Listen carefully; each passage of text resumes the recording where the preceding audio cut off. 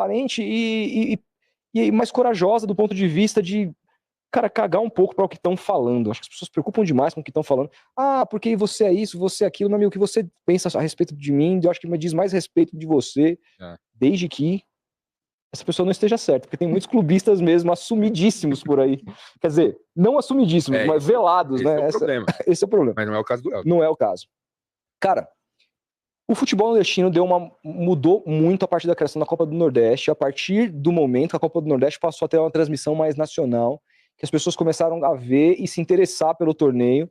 E depois, cara, com alguns clubes que começaram a ter algum salto na parte administrativa, mesmo com receitas muito inferiores a rivais aqui do Sudeste, do Sul, enfim, do país, conseguindo fazer frente. Uma pergunta mais generalizada para a gente começar. Onde você acha que vai chegar o futebol do Nordeste? Qual que é o tamanho desse desafio?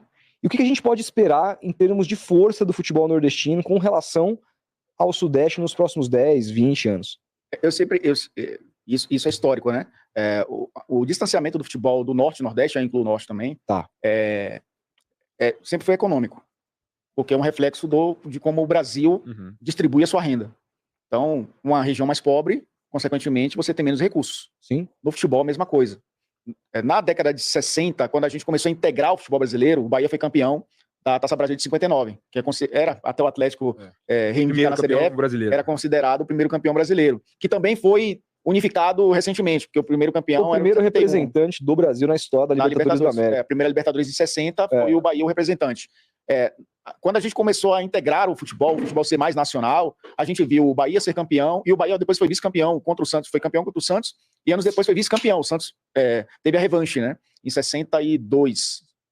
Foi ganhar em 59 do Santos de Pelé, com o Pelé voando, já tinha sido difícil, hein, cara? Sim. E campeão do mundo, né? O jogo decisivo o Pelé não estava, né? Tava lesionado. Não tava. Porque foram 3 jogos, né? Os 2 primeiros, cada um ganhou um jogo, aí o Santos foi para uma excursão, e aí o terceiro jogo foi depois dessa excursão. O Santos jogava mais fora do país naquela época do que no Brasil, né? Pra manter o time, e né? O Pelé voltou lesionado, mas enfim, tinha aquele esquadrão todo que não era só Pelé, né? Naquela época. E o Fortaleza chegou, decisão, o Náutico chegou longe também. Tinha o Roberto Gomes Pedrosa, que era o segundo campeonato junto com a Taça Brasil. Então você tinha, com essa integração, se percebeu que outros clubes fortes no Brasil existiam. Só que aí a questão econômica ela foi também se acentuando, e quando o futebol virou entretenimento, a distribuição de renda continuou a mesma historicamente no Brasil, né, no centro-sul do país.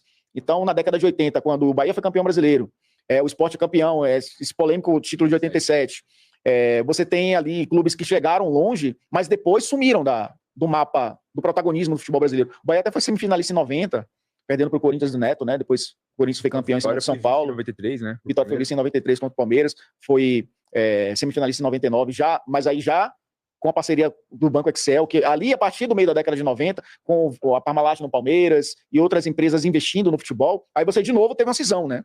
Teve o futebol do Nordeste ficando distante. O Vitória chegou graças a essa parceria com o Banco Excel, tinha o Petkovic, tinha o Bebeto, tinha o Túlio, né? Você tinha um time muito bom, colocou os jogadores na seleção brasileira, o Russo, o lateral direito, o Chiquinho, no meio campo, o Toninho Cerezo, o Ricardo Gomes apareceu como técnico. Então, assim, graças à questão econômica. Então, a questão econômica ainda pesa no futebol, muito. Futebol mundial.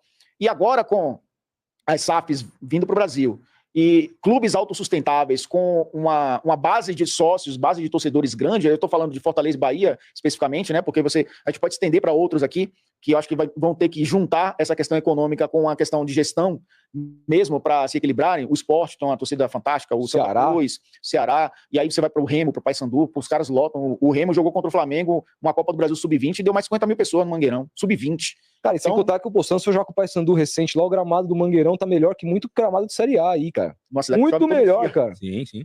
Então, uma cidade que chove todo dia. Foi reformado recentemente o Mangueirão. Então, acho que o Fortaleza, ele se reestruturou, ele zerou suas dívidas, ele montou uma estrutura, né, de futebol, uma estrutura de gestão, tem sua SAF também, não tem capital estrangeiro investido, mas tem sua SAF também, até porque a SAF não é só, vamos montar uma SAF para trazer um mecenas. A SAF também, do ponto de vista do ponto de vista jurídico e do ponto de vista econômico, te dá isenção em várias coisas no governo, né? O Fortaleza é uma SAF? Do Fortaleza. Sabe? Me explica pra gente. O Marcelo Paes era o presidente e ali agora é o CEO dessa SAF. Uhum. Eles montaram a SAF está pronta, ela existe, mas o futebol do Fortaleza hoje é gerido por essa SAF, porém, não é com nenhum capital estrangeiro. É o capital de empresas fora do Fortaleza. O Fortaleza gera a sua receita. Para ter isenção em várias questões que a SAF te dá dentro do futebol brasileiro, né?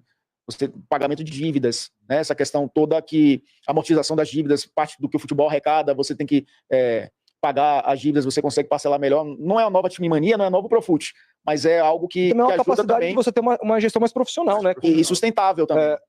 Mas nada impede de um investidor chegar para o Fortaleza e oferecer uma bala de dinheiro, o Fortaleza aceitar ou não, porque pode dar um salto, porque o Fortaleza sabe que grana é necessário para poder você competir com os gigantes. Mas o que eles fazem é espetacular. Espetacular. Porque é uma associação, é uma SAF, mas ainda com a essência de associação, né? Porque tem essa questão, como é o Flamengo, por exemplo. Então, o Bahia não, o Bahia já estava se adequando a essa realidade, já vinha zerando suas dívidas, fez inúmeros acordos trabalhistas para poder pagar parceladamente. A dívida do Bahia já vinha zerando sem ser SAF. A SAF veio para acelerar, foi o turbo, né?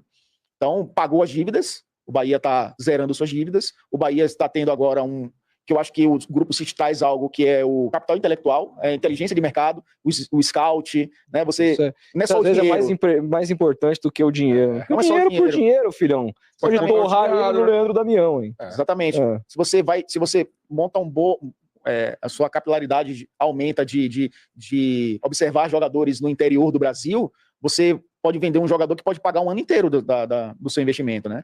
Então, acho que o Bahia também se beneficiou do Grupo City com essa questão da inteligência de mercado, mas é um clube que já vinha se estruturando para se tornar também autossustentável. O Grupo City veio para acelerar esse processo.